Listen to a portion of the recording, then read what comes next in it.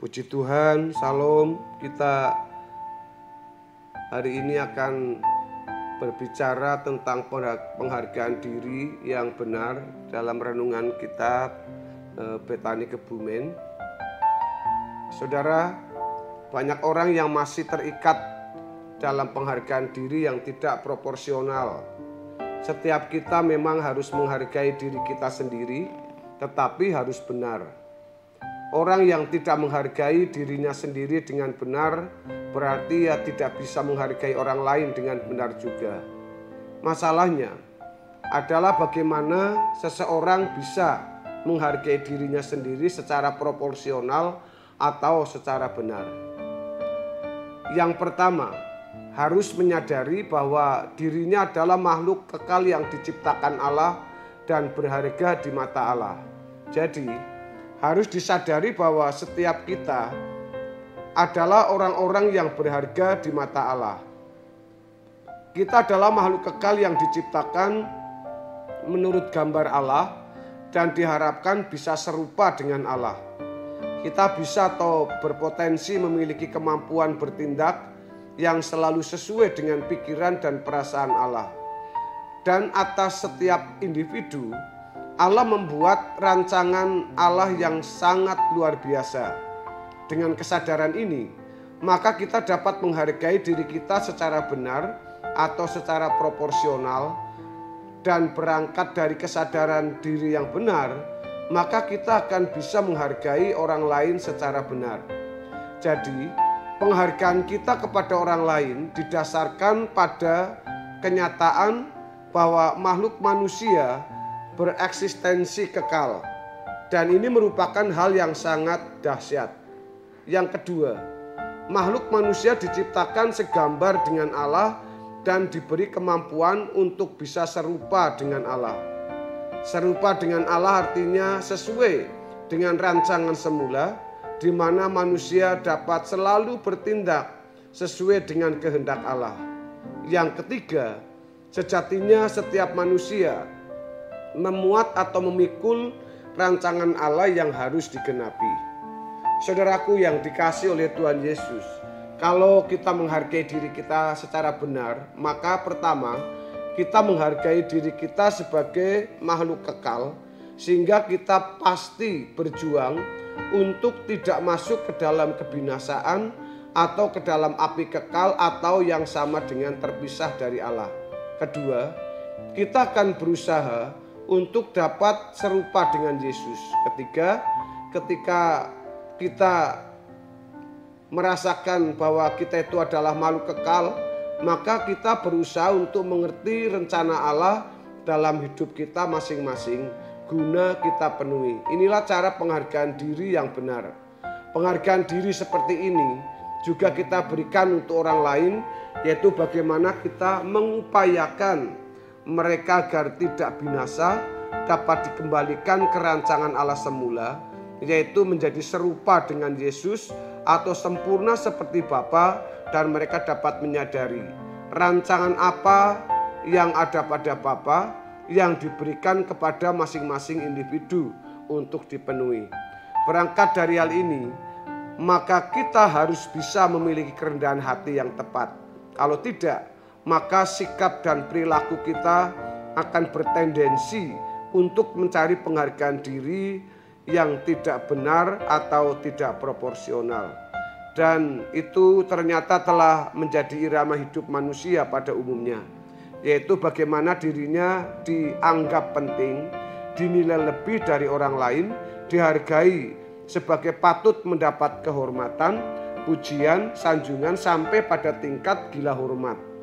Dan orang-orang seperti ini pasti tidak memahami siapa dan bagaimana manusia itu serta tanggung jawabnya.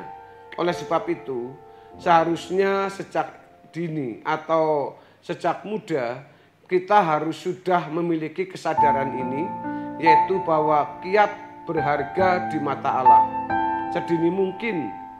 Dan jika kita menjalani hidup dengan kesadaran ini, maka proses keselamatan dapat berlangsung dengan benar di dalam hidup kita, sehingga kita juga bisa memperlakukan orang lain secara benar.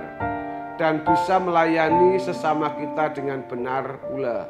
Kalau kita, maksud saya kalau tidak, maka segala sesuatu yang kita lakukan akan berpusat pada diri sendiri atau egosentris, manusia sentris, bukan teosentris atau Allah sentris. Saudara, kita melihat kenyataan dalam lingkungan gereja tanpa perlu melihat yang ada di luar gereja, bahwa tidak sedikit orang menjadi hamba Tuhan, menjadi pendeta karena penghargaan diri. Tidak sedikit orang bersekolah di sekolah tinggi teologi untuk menjadi hamba Tuhan atau pelayan Tuhan hanya karena penghargaan tersebut. Dan manusia cakap untuk mendapatkan penghargaan atau nilai diri dari sesamanya dalam berbagai perilakunya. Misalnya dalam hal berpakaian. Mengapa seseorang memakai pakaian ini, model ini, warna ini? Bukan karena kepantasan, melainkan karena ada nilai diri.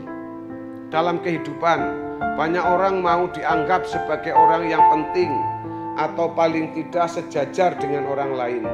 Maka mereka berusaha menunjukkan kebolehan atau keunggulannya melalui berbicara, bersikap, atau dalam berpenampilan.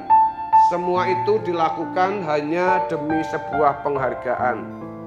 Contoh, ada orang yang ingin menjadi seorang sarjana atau S1. Ketika orang tersebut, maksud saya atau kita tidak ingin sama dengan orang lain, kita ingin memiliki gelar magister atau S2. Setelah memiliki gelar magister atau S2, ketika pada suatu pertemuan kita didapati atau mendapati para pembicara atau keynote speaker yang lain ternyata bergelar doktor, membuat kita merasa direndahkan, merasa kurang bernilai.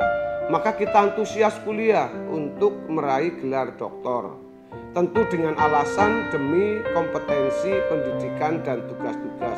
Memang ada unsur tersebut, tapi sejujurnya di balik itu ada agenda pribadi, yaitu agenda penghargaan manusia terhadap diri kita. Orang yang cerdas dalam berpikir, orang yang mempunyai intelektual atau IQ yang tinggi biasanya memiliki kecakapan dalam mencari penghargaan diri melalui segala perilaku, tindakan, sikap yang ia lakukan. Dalam mengambil keputusan dan pilihan-pilihan, tidak sedikit tuntutan untuk dirinya berharga atau dihargai berperan di situ. Inilah penyakit dalam jiwa manusia yang telah jatuh dalam dosa. Dan setiap kita harus menyadari adanya penyakit atau virus ini. Dan sejatinya ini seirama dengan apa yang ditulis dalam kitab Yeskiel dan Yesaya.